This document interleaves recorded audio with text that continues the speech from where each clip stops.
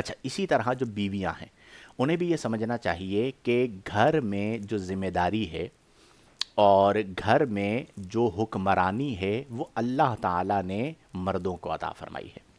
الرجال قوامون علی النساء، مردوں کو عورتوں پر حاکم بنایا گیا ہے۔ اس کی وجہ بڑی واضح ہے، قوت فیصلہ مردوں کی زیادہ ہوتی ہے۔ ابھی آپ دیکھیں نا کہ طلاق کا حق مردوں کے پاس ہے، اگر یہ عورتوں کے پاس ہوتا تو ہر گلی میں 10 طلاقیں ہوئی ہوئی ہوتی، ٹھیک ہے، ذرا سی لڑائی ہوتی وہ کہتی جاؤ میں تمہیں طلاق دیتی ہوں۔ تو اللہ نے مرد کے ہاتھ میں حق کے طلاق رکھا، اور جو ہمارے یہاں خلا کا نظام ہے وہ جب سے آسان ہوا تو آپ دیکھیں ریشو کتنا زیادہ بڑھ گیا ہے۔ تو جس گھر میں حکمرانی مردوں کی ہو اس گھر کے مسائل کم ہوتے ہیں، یہ آپ نے اپنے مشاہدے میں اس بات کو دیکھا ہوگا۔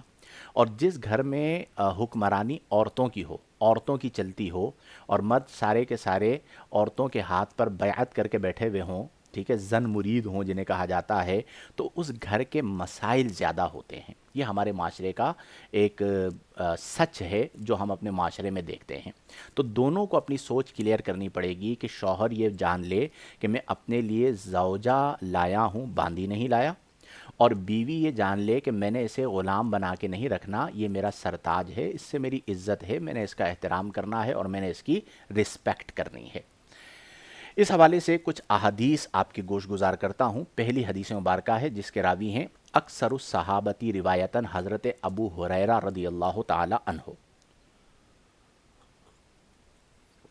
آپ روایت کرتے ہیں کہ ان رسول اللہ صلی اللہ علیہ وسلم قال، اللہ کے رسول صلی اللہ علیہ وسلم نے فرمایا، استوصوا بالنساء خیراً، عورتوں کے بارے میں استوصوا خیراً، بھلائی کی نصیحت کو قبول کرو۔ اب یہاں پر وہ خواتین بھی جو کہتے ہیں کہ اسلام میں حقوق نہیں ہیں، آپ دیکھیں اللہ کے رسول صلی اللہ علیہ وسلم آپ کے حقوق بیان کر رہے ہیں، فرمایا عورتوں کے بارے میں بھلائی کی نصیحت کو قبول کرو۔ فَإِنَّهُنَّ خُلِقْنَ مِن ضِلَاعٍ، فرمایا انہیں پسلی سے پیدا کیا گیا ہے، حضرت آدم علیہ السلام کی پسلی سے حضرت حوا علیہ السلام کو پیدا کیا گیا۔ یہ ہمارا نظریہ ہے جو قرآن و حدیث سے ثابت ہے۔ اور فرمایا کہ وَإِنَّ أَعْوَجَ شَيْءٍ فِي الضِّلَعِ أَعْلَاهُ، اور پسلی کا سب سے ٹیڑھا حصہ اس کا اوپر والا حصہ ہوتا ہے۔ پسلی آپ نے دیکھی ہوگی ٹیڑھی ہوتی ہے اور اس کا جو اوپر والا حصہ ہے وہ زیادہ ٹیڑھا ہوتا ہے۔ فرمایا کہ فَإِن ذَهَبْتَ تُقِيمُهُ كَسَرْتَهُ، اب پسلی چونکہ ٹیڑھی ہوتی ہے اور آقا کریم صلی اللہ علیہ وسلم نے فرمایا کہ اگر تو اسے سیدھا کرنا چاہے گا، کسرتَهُ، تو اسے توڑ دے گا، وہ پسلی سیدھی نہیں ہوگی، وہ ٹوٹ جائے گی۔ وَإِن تَرَكْتَهُ لَمْ يَزَلْ أَعْوَجَ، اور اگر تو اسے چھوڑ دے گا تو انڈرسٹوڈ بات ہے کہ وہ اپنی ہیئت پہ آ جائے گی، جس طرح پسلی ہوتی ہے وہ سیدھی پھر بھی نہیں ہوگی۔ تو فرمایا فَاسْتَوْصُوا بِالنِّسَاءِ خَيْرًا، پس عورتوں کے بارے میں بھلائی کی نصیحت کو قبول کرو۔ میرے پیارے دوستو، میرے پیارے بھائیوں، میرے عزیزوں، آپ غور فرمائیں کہ میرے پیارے آقا کریم صلی اللہ علیہ وسلم نے عورت کی نیچر کو بیان فرمایا کہ عورت کی نیچر یہ ہے کہ وہ اچانک ٹیڑھی ہو جاتی ہے، ٹھیک ہے۔ اب آپ اسے اگر 100% سیدھا کرنا چاہیں گے تو توڑ دیں گے، توڑنے سے مراد کیا ہے، اس کی تشریح یہی ہے کہ وہ طلاق ہے۔ اور اگر آپ اس سے فائدہ حاصل کرنا چاہتے ہیں تو اس کی جو ہیئت اللہ نے بنائی ہے، فطرت بنائی ہے، اس فطرت کے ساتھ گزارا کیا جائے۔ لہٰذا جب ہمیں نیچر پتہ چل گئی، فطرت پتہ چل گئی، تو ہم اس چکر میں نہ رہیں کہ میں نے اپنی بیوی کو تیر کی طرح سیدھا رکھنا ہے، ٹھیک ہے۔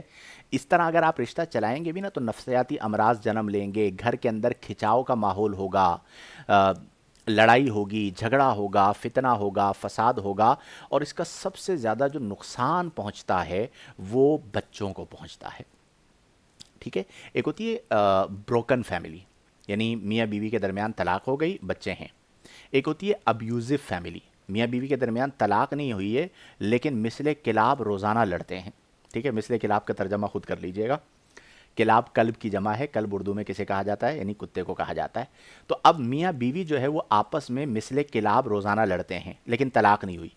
تو سائنس یہ کہتی ہے، نفسیات یہ کہتی ہے کہ بروکن فیملی کے مقابلے میں ابیوزو فیملی جو ہے یہ زیادہ نقصان دہ ہوتی ہے، یعنی میاں بیوی کے درمیان طلاق ہو جائے تو بچے ڈسٹرب ہوتے ہیں، لیکن طلاق نہ ہو اور روزانہ لڑ رہے ہوں تو بچے زیادہ ڈسٹرب ہوتے ہیں، بچوں پر زیادہ نیگیٹو اثر پڑتا ہے۔ हमारे यहाँ अलमिया यही है, चूँकि तलाक का मतलब सारी ज़िंदगी की दुश्मनी है, तो तलाक़ों से दोनों तरफ से बच जाते हैं। भाई बच्चों की खातिर इस रिश्ते को चला रहे हैं, अब बच्चे हो गए हैं, क्या करें? लेकिन वो लड़ लड़ के ज़िंदगी गुजार रहे होते हैं, तमाशा लगा हुआ होता है, तो अब इसका जो नेगेटिव असर बच्चों पर आता है वो बहुत ख़तरनाक होता है। तो इसलिए कोशिश ये करें कि रिश्ते को चलाएं तो अच्छे तरीके से चलाएं, और एक दूसरे की गलतियों को माफ़ करें। माफ़ करने वाला आदमी बड़ा होता है, ठीक है ना? ये गलत रवैया होता है कि हम एक बार माफ़ कर दें, उसके बाद दोबारा गलती कर दी जाए तो हम कहते हैं पहले छोड़ दिया था अब नहीं छोड़ूंगा, ठीक है? बादशाह वक्त बन जाते हैं। तो ये रविश रविश नहीं होनी चाहिए।